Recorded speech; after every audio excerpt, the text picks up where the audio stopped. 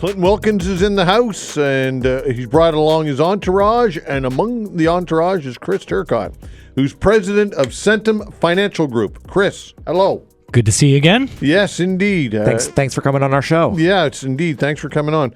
So what we're going to do is we're going to take some calls if you've got some questions for these two gents. So I'll just read one of these ones. It says, I want to see about buying a small mobile home as I want to get away from renting, but although I have a good income, I've heard it's next to impossible to get mortgages or loans as a single income earner. Any truth to that? And should I wait until the housing market cools more? I think I'll speak to this one. Okay. We are not in the mobile home financing business. Personally, I would recommend you going to seek advice at a local credit union or maybe rural bank. I think for us, we are very we like to stay in our lane. I love to do mortgages for everybody, but I can't do every single transaction. And mobile homes are just outside of the scope of lenders that we do business with. Okay. Actually, the thing I'd add there is, where I was from originally, did a lot of them. So for the person asking the question, it's not just about the rate. It's not necessarily the economics of the rate right now. Also with mobile homes, there's a calculation for the economic life of a mobile home. Yeah. So it's actually the general rule of thumb is 40 years minus the age of the mobile home in most credit union handbooks. So if you've got an older mobile home, even though the price is lower, you might actually have very limited years to pay that off. So to Clinton's point, best to go to a lender, and that's what I love about an unbiased mortgage professional. He could have tried to do it, but no, it's in the best interest of the consumer. Go to a credit union that's going to walk you through that. Yeah, I'm not an expert in mobile homes, so I won't even venture, but I know credit unions for sure, and I'd also try rural bank. I think those are kind of the lenders that I would try first, for sure. Before we carry on with questions, Chris, so we were going to do this, a bit of a market update, a snapshot of what the country looks like. What can you tell us? We know that here in Halifax, we know what's going on with the market. What are other areas looking like? Yeah, and it's a great question, and it's super interesting based on where we are in the country. So, through the prairies, we were speaking before we went on. I'm originally a prairie boy from Manitoba, so Saskatchewan and Manitoba not necessarily as impacted. Yes, it's more expensive, but people are not getting blocked out of home ownership as a result of higher rates. And I think the prairies are much more similar to Halifax. 100%. If you've got a two family household income, that payment's going up substantially that it would have been maybe 2 years ago, but it's not stopping you from the dream of home ownership.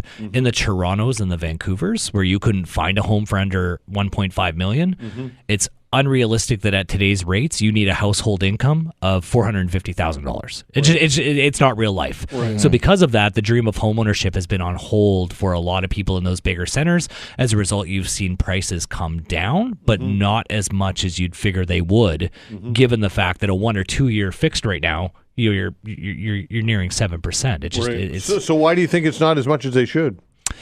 I think there's a variety of reasons. I think are just sellers holding on? They're not that desperate yet to sell if they're looking to do a transaction. Yeah, well, it's still a seller's market in a lot of places. And plus, they need a place to live. And after they sell, they still need to go to live somewhere. Oh yeah, for sure. I mean, I think that's a bit of a challenge. It's a supply. I think it's a supply issue as well. Yeah, and I think.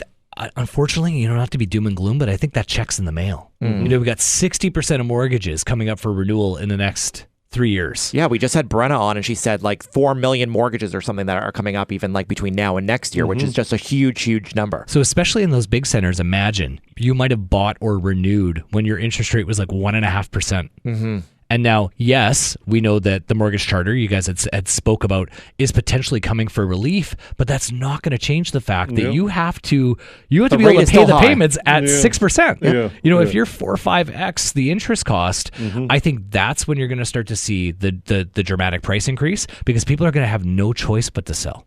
When you've got to figure out how you're going to make your basic mortgage payment. That's when things are unfortunately going to get interesting. And I don't think we're there, Todd. No. I'm seeing people coming up for renewal. Yes, they're in hard shape, and yes, we are extending their amortizations in some cases, but we're not seeing people in Halifax needing to sell because their mortgage is coming up for renewal and the rate is too high.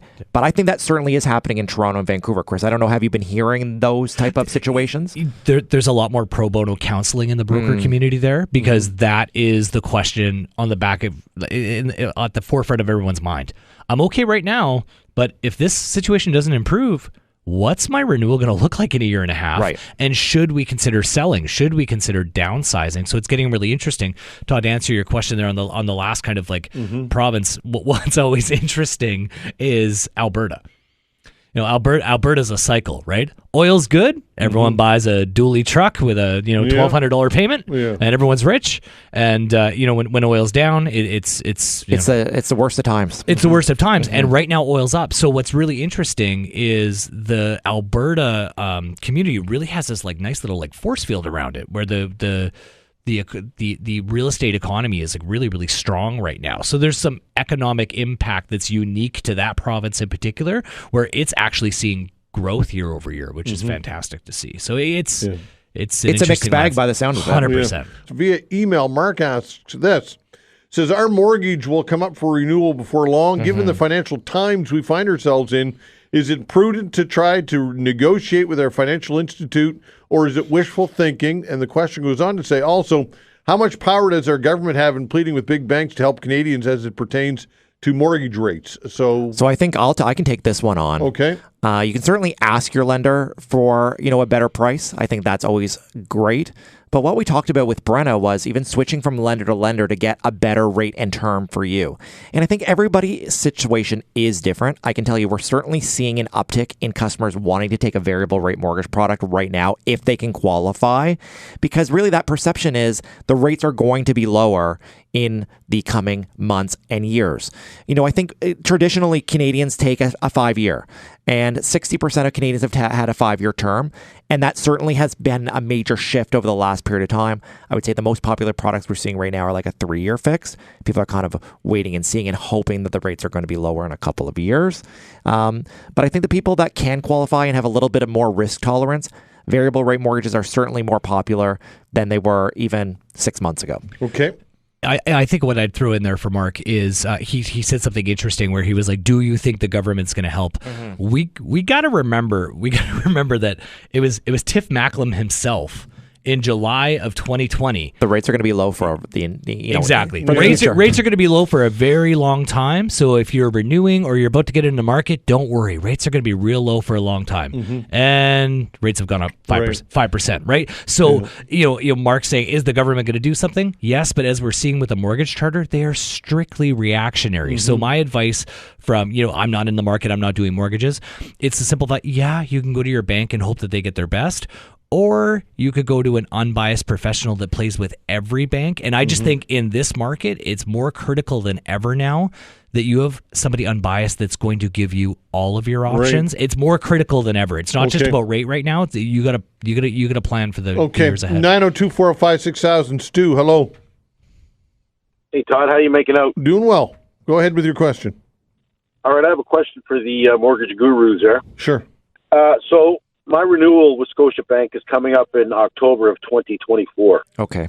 Right now, we're currently at 2.3, not looking to pay any more than what we're paying now. How would you go about asking your bank for an extension on your current rate? Is that possible? No, you're out of luck. And some lenders have been in the pricing game, and some lenders have been out of the pricing game. What I'd recommend in your specific scenario is you need to start having a conversation with an unbiased mortgage professional 120 days before your renewal date. Not all lenders are the same right now for pricing. So you're not going to get 2.3%, but you might get better than what your current lender is offering you, specifically in a situation if we can do something called an insurable transfer. So that would be leaving your existing lender and transferring to another financial institution. I think leveraging you as a new customer, you'll be able to get better pricing. You're not going to get 2.3 and they're not going to extend your term, but I think that you'll be able to get better than what your bank branch will offer you. So certainly figure out what that 120-day period is prior to the renewal date. If it's October, you're looking at a date in June. And I think setting up an appointment with an unbiased mortgage professional, and they're going to give you some advice. So just make sure you mark your calendar. Do you have, who do you recommend for that?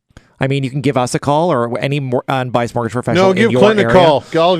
Just give Clinton a call. I mean, that's safe to say. Yeah, we'll get Vanessa to give you our info. You can check us out online. It's a great place to start, and we can even point you in the right direction. Yeah, it's teamclinton.ca is where they'll find you, right? Teamclinton.ca. You can find out all the information there on our site, and I would say June is going to be the time that you're going to want to connect. Give them a call, Stu. Get a hold of them. They'll be happy to help you out. All right. Okay. All right, thanks, guys. Have a great day. All right, take care.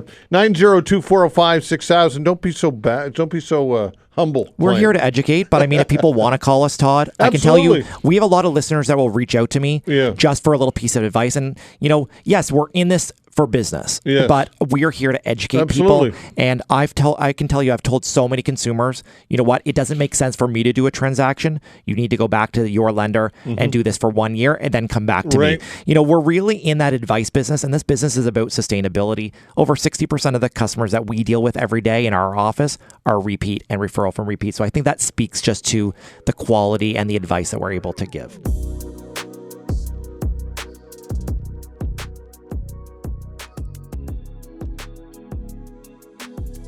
If you've liked what you've heard and you want to learn more, feel free to visit us online at teamclinton.ca.